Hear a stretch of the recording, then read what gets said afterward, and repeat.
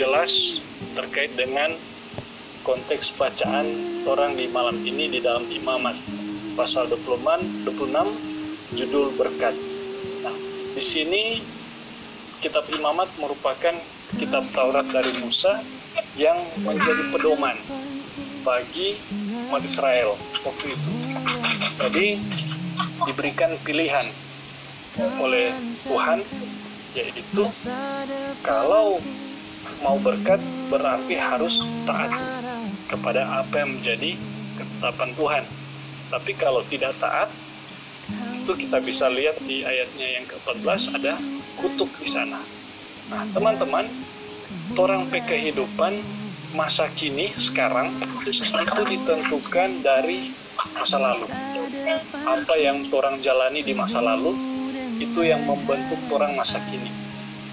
Dan apa yang akan terjadi dalam orang kehidupan, apa yang mau terjadi pada orang kehidupan di masa depan, itu ditentukan dari orang pilihan-pilihan di masa kini. Nah, jadi setiap keputusan pasti ada konsekuensi. Nah, oleh karena itu, bagian firman Tuhan ini juga ingin mengingatkan kita semua, mau memilih berkat atau kutuk. Nah, sebenarnya sederhana, teman-teman. Kalau perjanjian lama, kan sebelumnya bangsa Israel itu diperbudak di tanah Mesir. Kemudian Tuhan melepaskan umat Israel dari perbudakan di Mesir oleh Raja Firaun, memakai Musa untuk membawa keluar dari tanah Mesir. Nah, kemudian bangsa Israel menjadi umat pilihan Tuhan. Nah, setelah bangsa Israel keluar dari perbudakan Mesir, Tuhan menjadi Allah mereka yang memelihara umat Israel.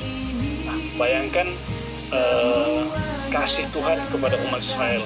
Bukan hanya dorang dikeluarkan dari perbudakan, tetapi juga mereka dijanjikan oleh Tuhan, dijanjikan berkat pemeliharaan daripada Tuhan. Tetapi ada syarat, yaitu mereka harus hidup menurut ketetapan Tuhan. Di ayat 1 situ dikatakan bahwa janganlah kamu membuat berhala bagimu. Teman-teman, ini sangat penting karena namanya berhala itu berarti tidak lagi menganggap Tuhan itu sebagai Allah. Nah, berarti sudah ada yang mereka sembah. Kalau bangsa Israel sudah membuat berhala, berarti saat itu menunjukkan mereka tidak menganggap lagi Tuhan Allah sebagai pemilik atau penguasa hidup mereka. Nah, sehingga bahkan salah satu karakter Allah yaitu cemburu.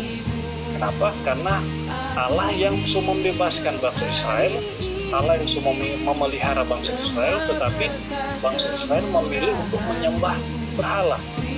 Itu tentu sangat tidak benar, tidak baik. Kemudian yang kedua adalah Tuhan menyuruh untuk memelihara hari Sabat-Sabat. Di ayat yang kedua, bagaimana Tuhan menghendaki agar bangsa Israel waktu itu memelihara hari Sabat, memelihara hari-hari Sabat supaya mereka tetap fokus kepada Tuhan. Jadi sebenarnya sederhana perintah Tuhan, ada dua. Yang pertama, jangan membuat patung berhala atau jangan menyembah yang lain selain daripada Tuhan. Kemudian yang kedua, pelihara hari-hari Sabat supaya ketika mereka melihara Sabat itu menunjukkan mereka fokus kepada Tuhan, fokus untuk menghormati Tuhan melalui perayaan hari-hari Sabat Tuhan.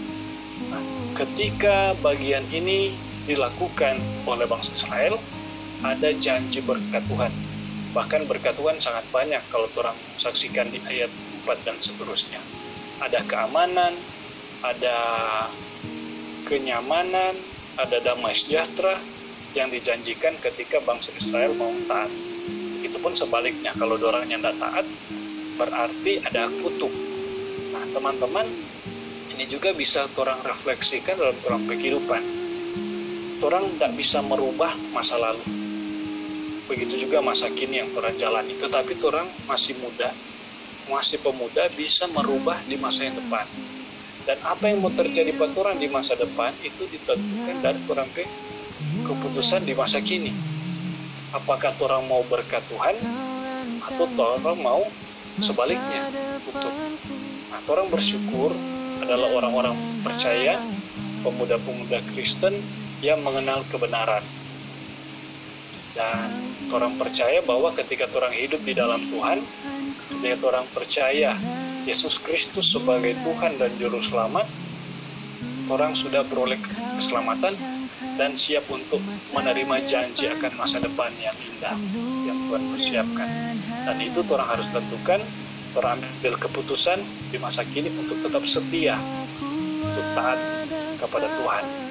Sehingga masa depan yang indah orang bisa raih dengan membawa berkat. Orang kehidupan tidak menjadi sia-sia, tetapi kehidupan kita bisa berdampak, bisa membawa berkat bagi sesama ketika kita hidup dalam kesatuan dengan Kristus.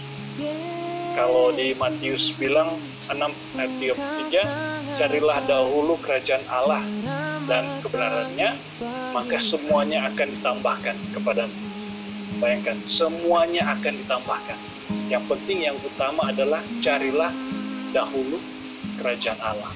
Kalau orang sudah dapat kerajaan Allah, pasti semua akan ditambahkan. Dan tentu Tuhan yang paling tahu yang terbaik buat orang kehidupan. Orang pekerjaan, orang jodoh, orang pasangan ke depan, Tuhan yang paling tahu. Asalkan orang mau carilah dahulu kerajaan Allah, dan orang pasti akan menerima berkat Tuhan yang indah yang Tuhan sudah siapkan bagi kita semua. Semoga melalui firman ini mendorong kita yang boleh hadir bersama-sama beribadah malam ini untuk memilih, mengambil keputusan untuk mau taat, setia, dan siap untuk menerima berkat Tuhan di dalam kehidupan kita semua. Amin. Yesus, Engkau sangat baik, teramat baik.